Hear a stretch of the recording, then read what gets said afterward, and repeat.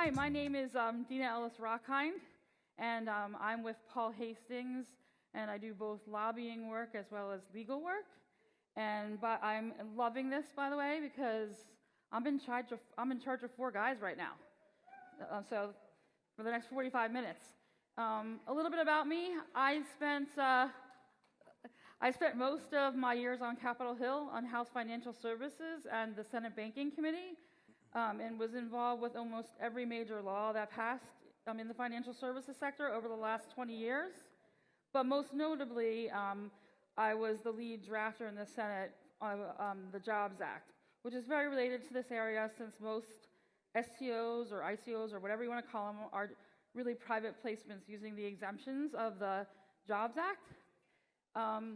So more importantly, I just wanted to, about me is that I am a mom to 4 kids, 5 cats, or 4 kids, 5 pets, and a husband. And I also own CryptoKitties. Let me kick it off to the rest of our panel to each introduce themselves. Hi, my name is Marty Tate. I am a securities lawyer. I've been practicing public and private finance for about 20 years. I was heavily involved in crowdfunding from the very beginning. That's Dina's in the past crossed kind of early on, and a few years ago, all of that crowdfunding work, all those clients started asking me about tokens and cryptocurrency. So I've been heavily involved in that in the blockchain space for the last several years, representing issuers, platforms, people doing ICOs, STOs, you name it, and have been involved in this conference for a number of years as well, so happy to be here. I'm Andy Elson. I'm the Chief Counsel of FinCross International. It is an investment bank that will be one of the first licensed investment banks in the world. We're licensed out of Mauritius. For those that don't know Mauritius, it's essentially was an English colony.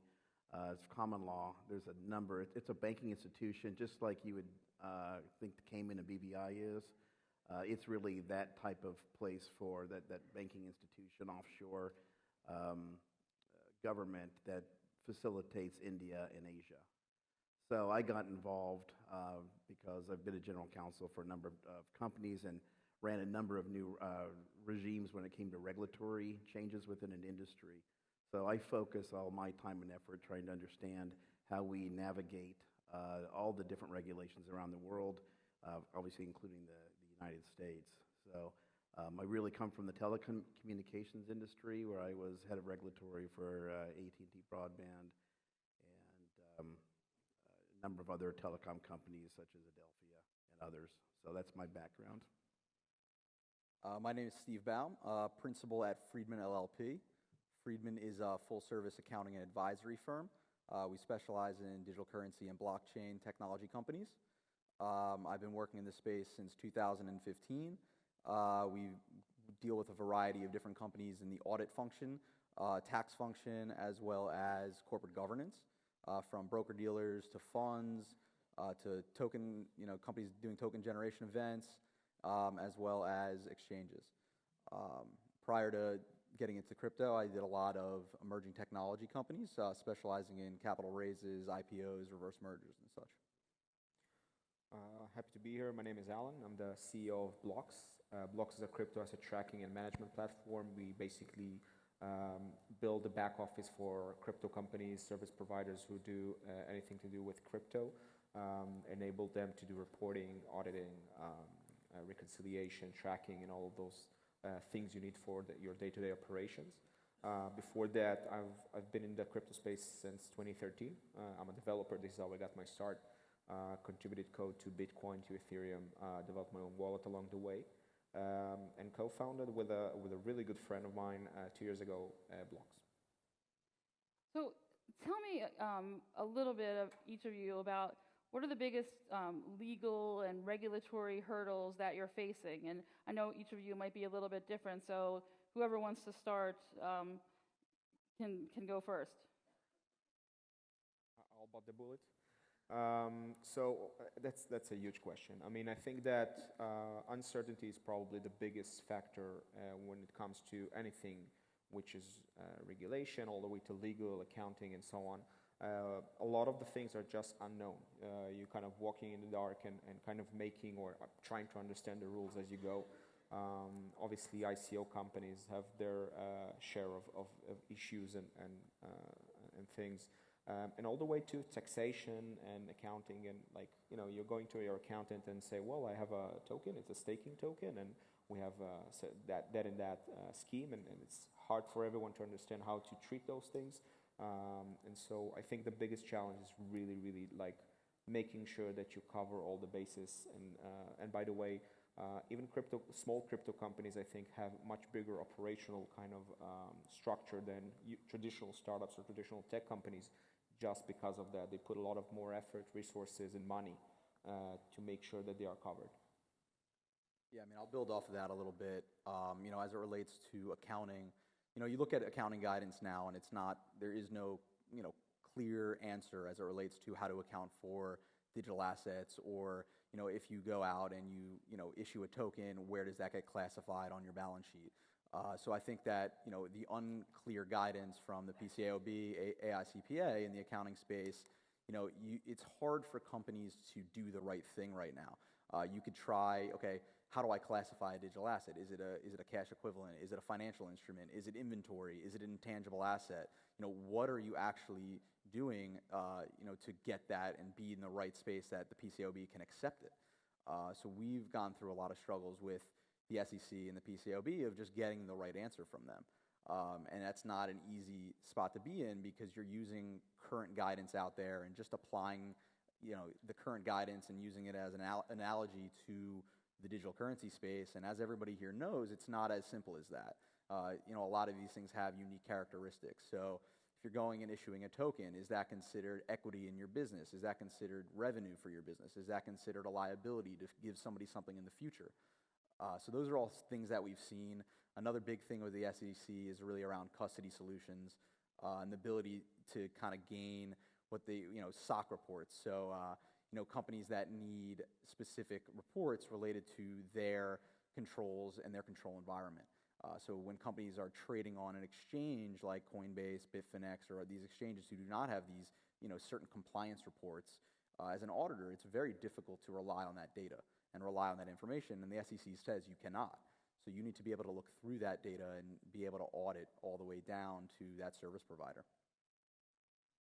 For us, it's the convergence of the different technologies. So we have the core banking kind of platform that's being completely reimagined and digitized. There's obviously a number of regulations and rules that impact that. Jurisdictions are vastly different from one another. So balancing that with the digitization, the securitization that we're talking about here, and the rules that go along with that for an investment banking company has been very difficult to try to maneuver because of the different jurisdictions. If you do something in one place, you've got to understand what it does to you in other jurisdictions and how that is perceived or misperceived. So you're constantly balancing those different values you're trying to achieve as a business with how the regulators are going to be looking at you. Because if you look like a bad actor in one area, even though you may not be, may be fully compliant, that other jurisdiction is paying attention or may pay attention, and it may give them the wrong impression. So we're constantly recalibrating, balancing to make sure that how we're approaching all these different markets is compliant and not damaging us in other places. So that's, with all the uncertainty out there, that's really difficult to do right now, especially in the United States with where the lack of definition around a number of things that we're all trying to figure out here in hopefully the near future. Dina probably could have just asked this one question, given us all 10 minutes and said go, but I think one of the biggest obstacle now is the same obstacle that we had, at the infancy. You have technology that's moving at light speed. You have tons of great innovators that are continually having solutions that have been, and in the regulations, we're basically trying to take the technology and meld that with regulations that were created you've got the 1934 and 33 Act, and again, as it's been updated by the Jobs Act and other things, but still we're dealing with this sort of this set of rules, at least from a security standpoint, that never in their wildest dreams imagined the technology and the current landscape now. And so the SEC, to build off the uncertainty, we've had regulators moving at a snail's pace trying to respond to this. And I think there's reasons behind that. Dina shared something backstage that maybe she'll share about her fire analogy. I'll let you share that. But I think the SEC is battling. Their primary concern here within the United States is investor protection and protecting retail investors. And so they also don't want to stifle innovation. They don't want to do more damage, I think, than they already have, which, theoretically that the lack of response and the lack of flexibility, I think, on the one hand has been good because they've been cautious, but on the other hand, it has, somewhat stifled the ability for creators to go out. I've had lots of clients over the past year or so come to me and say, well, what, can we do this? Can we do this? Can we do this? And I found myself saying, being like a parent saying, well, no, you can't, or, well, you can, but there's consequences and so forth. So that's that uncertainty and that lack of evolution with the regulations is to me the biggest impediment that we're facing. Yeah, and I just wanted to state that I completely agree that we're still stuck in 1933, 1934, and 1940, and the securities laws are really in need of updating. And there has been actually great opportunity. Jay Clayton has very much been in the camp of, let's make it easier for companies to raise capital, both in the public markets and the private markets. He's, made changes to regulation in those efforts. On the Capitol Hill, they wanted to do sort of a Jobs Act 3.0, but the ICO kind of craze sort of took over. So I probably should explain my fire analogy since it was mentioned. And so my fire analogy is everything that happened pre-DAO, there's a whole bunch of exchanges out there that are operating. They really should be registered ATSs because they're trading securities. And so there's all of that remedial legacy stuff that's out there. And the SEC really, the question is, what do you do? Because if you go after all these players, at the end of the day, a lot of retail investors would be hurt. And so my theory is that the SEC is spending a lot of time trying to tamp out that fire, and that part of the reason you can't get a Reg A Plus or a Bitcoin ETF approved is they got to tamp out the first fire that affects retail investors before moving to anything that touches retail investors next. So that's kind of my fire theory. We're talking about uncertainty, so we've got to talk about sort of the latest SEC's actions. So the turnkey no action letter for tokens to go fly a plane. I yesterday stated the grass is green, the sky is blue. The big thing about it is that it sets precedent that they've actually done a no action letter, but would love to hear the views of Marty and others about what their thoughts are on any implications, any thoughts on this no action letter. Yeah, so the SEC issued a no action letter, which is basically where a company, an issuer, submits to the SEC. It says, hey, if we do this, we're getting basically they're asking for the pre-approval or the consent to do something with. And so in this case, the no action letter is about as benign as it can get. It basically said, if you sell a token that only works in your network, it only stays within your wallet, it has to be a current network. It can't be something you can't use the funds to build it. And it has to be basically a stable coin. It has to be tied to the dollar. It can only be used for those specific services. In this case, it's basically for leasing private airplanes, then we will not consider that a security. So it was not revelatory by any means. It's right in line with the advice that myself and other securities attorneys have been giving their clients for a couple of years. So like Dina said, it basically says the grass is green and the sky is blue. But it is a no action letter. It is something. It's the first one that we've received in this space. And it, if nothing else, it shows they're thinking about it. So. Yeah, I mean, there's not much to add to it. It showed that there's dialogue. They're trying to give examples to the marketplace that are practical from an understanding, from people understanding what they need to do to comply. It's still very restrictive, obviously, and so that the debate still rages on whether or not they're going to get over the hurdles relative to utility and security, and if there's going to be something more lenient going forward. But right now, it's extremely restrictive, and nothing's really changed from what they said a year ago. So, if I may, Sure.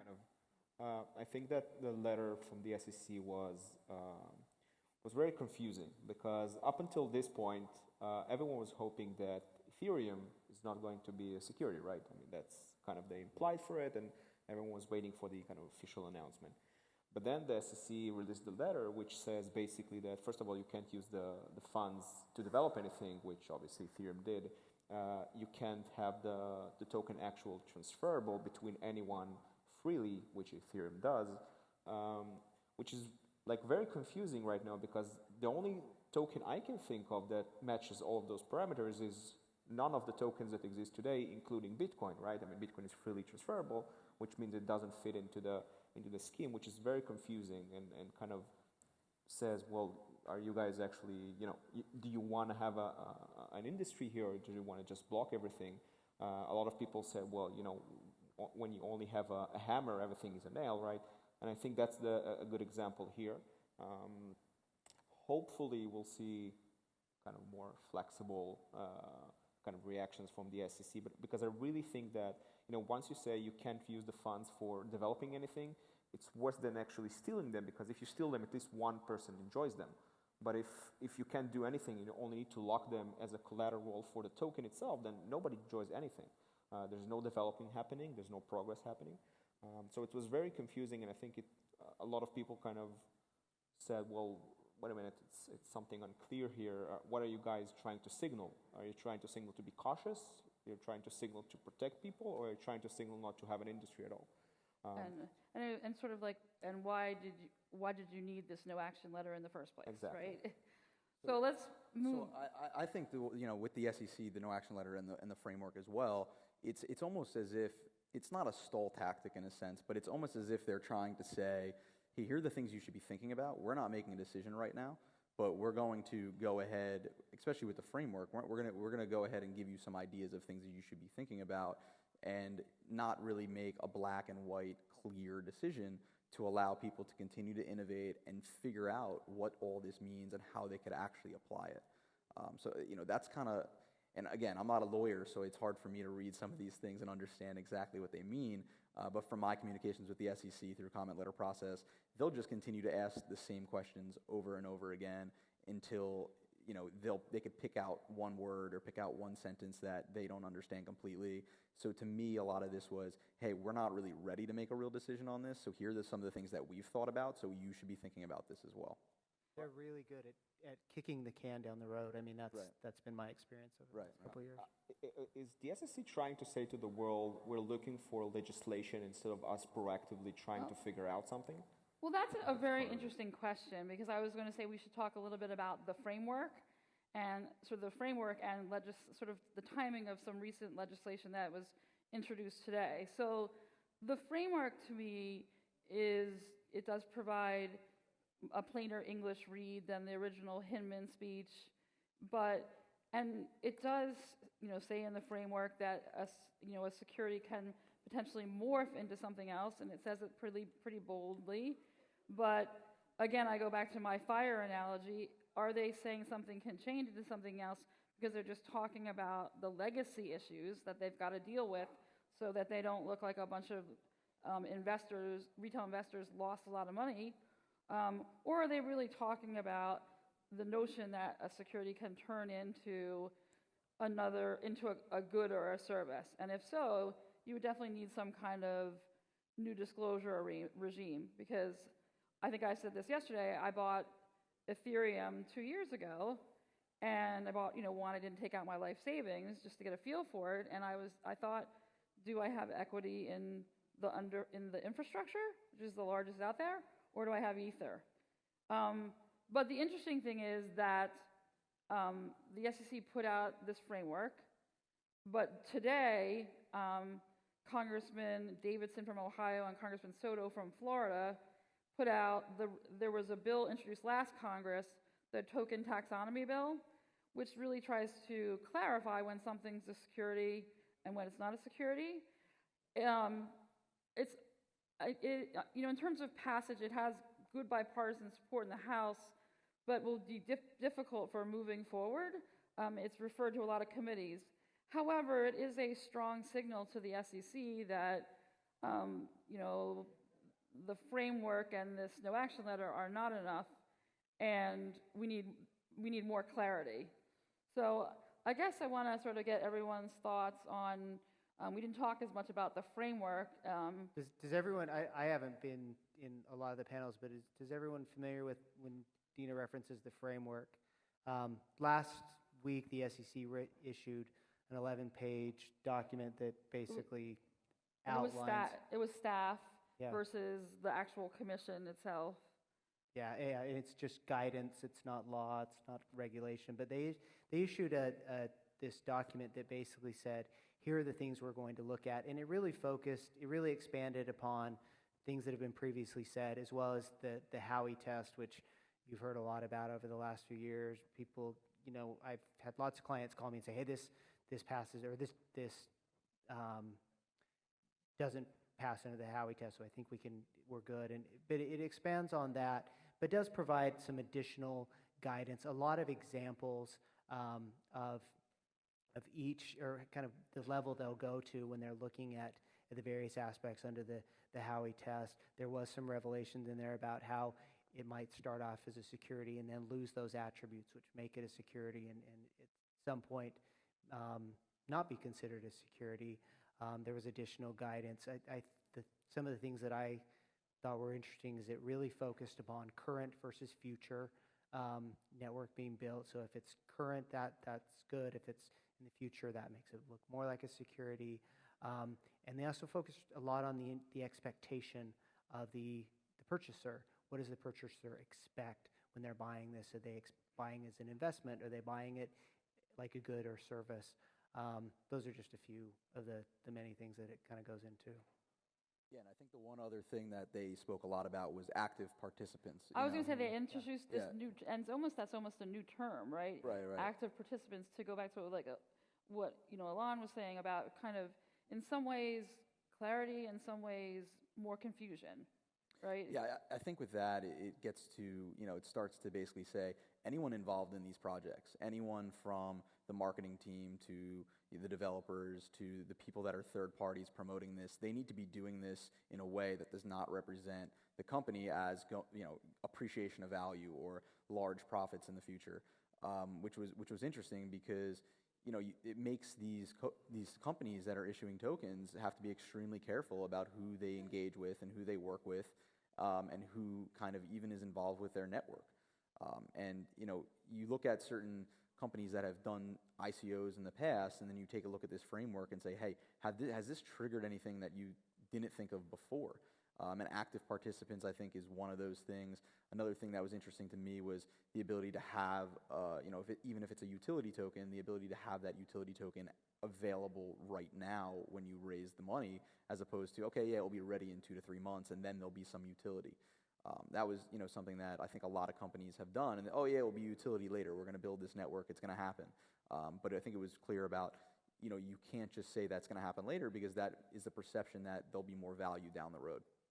I think for me, what it did, I started to compartmentalize things. I started to think about how the utility works within that within what they put out. And for instance, if it's stating that I can't use funds from the utility to improve the network, well then, okay, then I'm going to go and raise money, and that's going to be under my Reg D security, and I'll use that to do the network. We started to formulate, for me, it led me to a strategy of starting to break things down into its components, and then how do I deal with each one of those components. For that reason, as restrictive as it was still somewhat helpful to get me to think about how I'm going to start to separate things when we're going to do some offerings going forward. So I actually found that aspect of it, I'm not sure it was helpful. We already knew what the answers were, but when they start using new terms and how they're focusing and the examples that they're using, we started to whiteboard, how that might look and how you might still comply with that component of it using a different approach than maybe we were thinking before. But even that is very hard to comply with. Just imagine, let's say I have a product, right, completely out of the crypto world.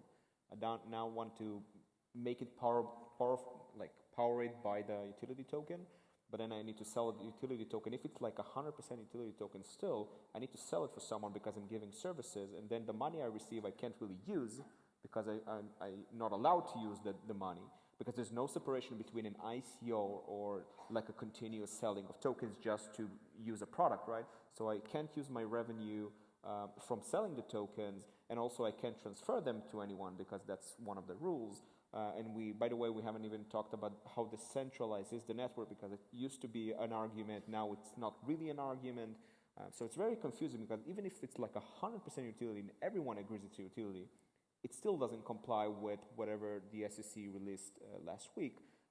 And that's where the confusion comes from, because up until that point, you could have maybe raised money as equity, traditional kind of equity round, then do something with the tokens inside your product when it's ready, when everything is set up. But now you can't even do that because you still won't comply with a letter. So again, it's just kind of more confusion than 2 weeks ago. And something to think about, though, is none of those factors are dispositive. So everyone takes an analysis of sort of the facts and circumstances, because like you were describing, okay, so I sold my token and there's a current use for it, but I can't use those. Well, that kind of depends. I mean, I think there are circumstances where obviously companies sell their widget and they generate revenue from it and they can use it. If that token really is represents a good or a service, then obviously you can use it. But that falls more to that current use. But again, there is confusion because you have to really go through the legal analysis, and the SEC's, they're trying to provide this guideline, but they're not going to do that for you. I think they've gotten hundreds of questions. Well, what if we do it this way? What if we do it this way? And they always respond and say, well, ask your securities lawyer. And then I say, I am the securities lawyer. And they say, well, sorry. I know, it's kind of interesting because, when this guidance, again, it was staff guidance, I've always thought in most instances, assuming it's not a utility which is really a good or a service that you could use immediately, that you had to bifurcate your offering, and then you did a commercial sale afterwards.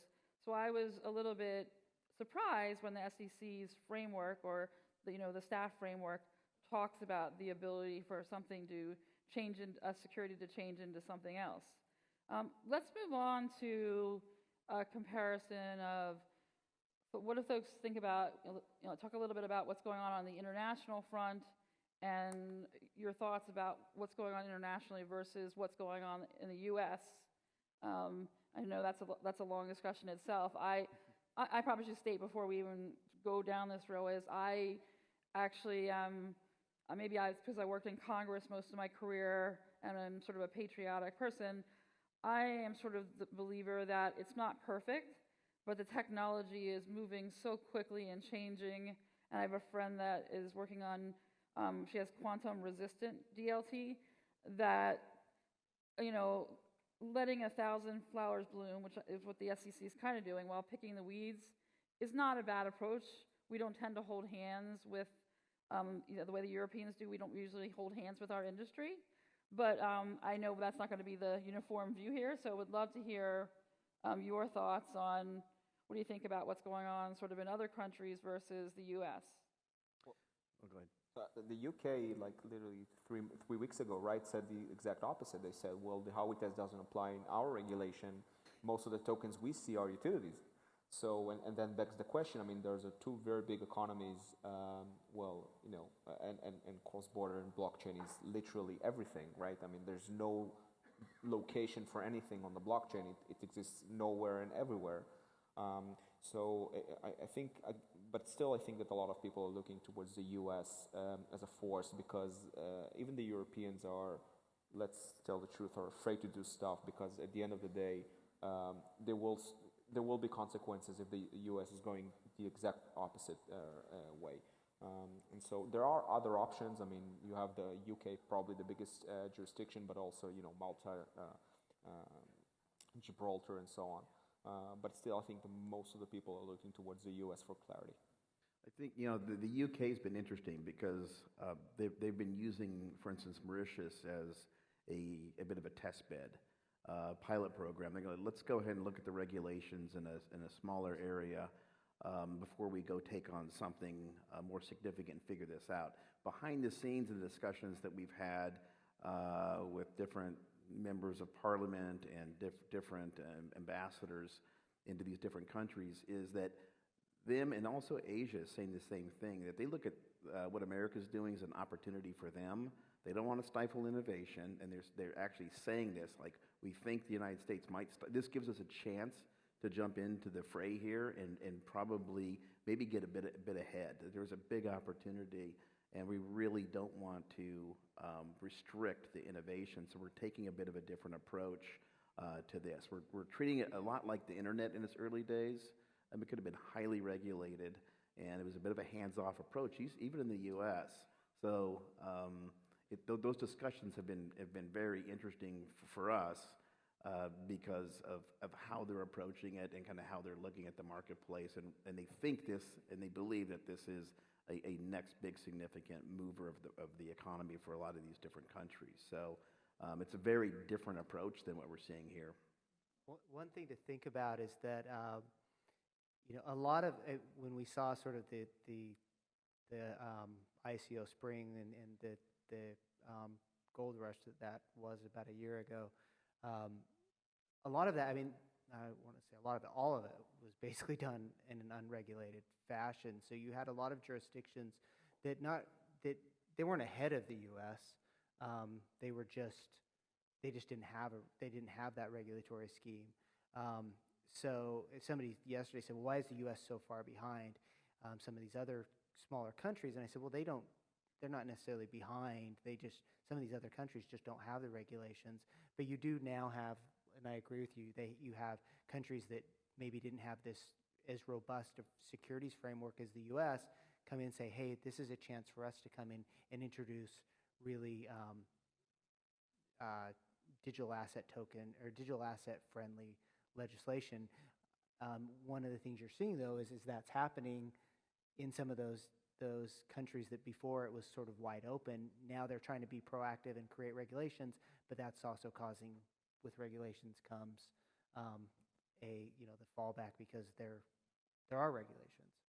Now, I was going to say, I mean, just to, make another point, if the SEC moved too quickly, I would be, in some ways, certain ways I would be concerned because, now the SEC is doing a roadshow around the country to talk to different players, and the SEC is going to have a forum.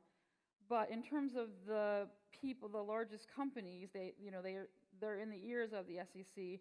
So I would be afraid that we would actually stifle innovation and have a few large companies dominating the whole space. So there is some wisdom, I think, to being a little tentative about moving forward. Another question, just, maybe a couple minutes each, like, what do you think we see in about a year from now? Yeah, I mean, I'll take that. So, I mean, just to build off of what you said, too, is, the SEC is being slow because they don't want to create an issue like similar to what happened in New York with the BIT license where you force companies to have to comply with something. And, the quicker the SEC comes to a conclusion on this, yes, everybody will have a clear answer, but I think if they come to a conclusion and it's not the correct conclusion, that will do more damage than good for everybody. So I think that they're slowly working through this to figure out, okay, what is the right answer? Let's let companies build, let's see where this goes, and then eventually they'll be able to have real rules around this or adopt the current rules that are in place to be able to use them in the specific companies that are going to be developing. I'm based out of New York, and the BIT license in New York happened in 2015, and a lot of companies fled, and they said, this is not possible for us to do this here. So the U.S. doesn't want to create that, but there's these smaller countries out there, like a Malta, who says, hey, come here. But once there is clear guidance in bigger jurisdictions, companies will go back to bigger jurisdictions, because I think that there's, the U.S. is one of the biggest capital markets in the world. People want to be here. People want money of the U.S. I think in a year, I still don't see an answer. So I still don't think the SEC will have this solved.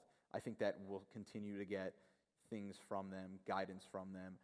This is what you should be thinking of. But, maybe in a year we see a couple of big hurdles. But, I think that this is just like the internet, you look at the internet and you look at certain things around regulation and, Mark Zuckerberg going to Congress and things like that. They're still trying to figure out the implications of that. So, this technology is even so much newer that I can't imagine there to be real regulation and real, black and white by within a year's time. I think the more, if there's legislation and there's discussion of more legislation, I think it might actually slow things down. They're likely to wait, because why would you go and do a complete overhaul? And certain things they can't touch without a change to legislation. So I'm hopeful, and they are listening, Congress is, I think, certain people, and I'm hopeful that something starts to move there. But if it does, that's not necessarily going to move quickly. So I agree with you. I'm not sure we're going to see much of a difference by this time next year, because they may even be in more of a holding pattern if legislation's on the horizon. Well, and one thing that we saw with the Jobs Act is even once the Jobs Act was passed, the SEC took several years to come out with to issue the regulations regarding that. That there was a process. Well, that was also because for those that worked on the Jobs Act, the SEC, right before it was about to hit the Senate floor, sent us a letter opposing the entire bill. So then we had an SEC that wasn't super friendly about implementing the Jobs Act. So it was a sort of that, an unfriendly agency in terms of not particularly liking the Jobs Act. I was thinking I'm a little bit more optimistic, because we might not have complete certainty, but I think we're going to see more and more practical use cases. So my optimism is, more and more of the back office of Wall Street is going to be running on distributed ledger technology. We are going to start seeing faster payment systems that move money way faster than SWIFT, which is not so swift. And then I love to make the analogy, all of us probably eat salads. Romaine lettuce. A year from now, I think we'll be able to find where that lettuce had, exactly where it came from, and we won't have a month where we're not able to eat romaine lettuce. So I think those use cases will drive the SEC and other parts of the government to start moving a little. The use cases are really what drive the legislation on Capitol Hill, and the use cases provide clarity to the agencies. So I'm going to ask you this question. Hopefully you're all comfortable with it. The SEC is not here, but if you had a chance to talk to Chair Clayton, what would you tell him? Who's willing to respond? Hey, dude. No, I'm kidding. Well, that's a big question, because during your conversation, I was thinking maybe security versus utility is not the biggest regulatory issue that we'll see from blockchain. I think, one of the key things I'm looking for are decentralized finance tools. You're redefining what financial primitives are. So decentralized lending, decentralized stable coins, decentralized leverage. You're getting into places where it's a whole different ballgame. It's a whole different thing that you need to take care of. And you're absolutely correct. I mean, as more people want to get in and more companies want to service those people, it becomes harder and harder to say no to everyone. Because it's very difficult to say, well, I'm here to protect you, for people who understand the technology, are technology guys, and want to use the technology. It's very hard to become the no-sayer for everyone. And so I think, first of all, there's a lot of things that needs to be done, and security of utility is not necessarily the biggest thing. And for Chairman Clayton, I think that just give us clarity. I mean, just start opening up, maybe sandboxing things, maybe testing things, but it just aggravates the kind of the situation where everyone needs 10,000 lawyers just to make a move. It doesn't kind of advance innovation. It advances the accounting and legal fees of everyone, but it becomes harder and harder to innovate. And so, really, give us clarity. As someone that has, I have multiple security token Reg A plus security token offerings with the SEC. I would love to ask him, hey, how can we get these things through? Because I think that on the panel yesterday, I talked about they're almost trying to kill a lot of these deals or kick the can down the road with comments. It's just comments after comments. So I would love to try to figure out how do we fast track this through, because I actually agree that I think that the industry is going to continue to grow. The industry innovators aren't going to be stifled by regulations. I think they're going to continue to progress. And so it's a matter of how do we catch up with that. But I think that we'll see a growth in the security tokens.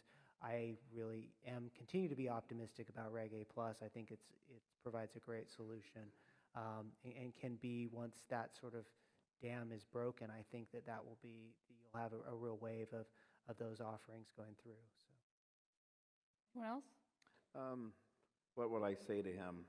I would as far as the innovation aspect of it is so critical. I would like them, instead of picking very restrictive cases, is there something that they can work with, some companies, innovators that they can actually work with, so they really are side by side understanding how that company is working within the blockchain and how the tokenization is going to actually work, because that's moving so quickly. I just feel like they're at a place where they can't move as quickly as the technology. I went through this in the telecommunications industry with all the regulators for a number of years. By the time they were giving the regulations that we had talked about, everything had changed. All of a sudden we had digital compression, and the whole world had changed. Everything around it had, and all those regulations, now people were trying to make sense of those. My big thing would be, how does he lobby essentially for new legislation? I mean, how does he go and work with those groups to get that done? Because that's really the only way this is going to happen. Well, if the SEC, it feels like it needs legislation, they will lay out to Congress, some kind of position paper saying these are the things we think they need, which they're not really doing that right now. Right now, they're in the mode of, we can handle this, and Congress doesn't really need to do anything quite yet. So, did everyone answer about? I would say if I were to have to ask him a question or say a comment, is just hire people that understand the technology. And I think that's the biggest thing, right? Is we've gone through comment letters, and the amount of times I've had to explain like what a Bitcoin is, or what an airdrop is, or what a fork is, okay? And it's not funny, because this is what's happening, is that you're wasting time and effort on not even regulatory issues anymore. You're just wasting effort on understanding the technology, right? So get people there that understand the technology so we could actually apply the current laws and regulations to what's actually going on, as opposed to getting back a 20-page comment letter and 15 pages is about what is blockchain. So I was going to say, last week there was a job. Yeah, they're looking for a lawyer. I was going to say that they're actually they have a blockchain lawyer. So I was going to actually say that there was a post out there. They're actually looking for somebody in this space, but Took them 5 years. I agree with I was going to say I agree with you, but I think what I would say is at the Crypto Invest Summit in California, you've got technologists and entrepreneurs. Come here. Talk to the people here about what they're doing and what their goals are. That's the only way that you're going to really get your mind around it, is to walk around and talk to the people that are actually creating something and those that are like experts in the technology. So I think, anyone have any, I think we have like one, well actually I think we are out of time. Anyone have any parting thoughts before we go? Great. Good. Thank you. It's been awesome. Thank you. Thank you.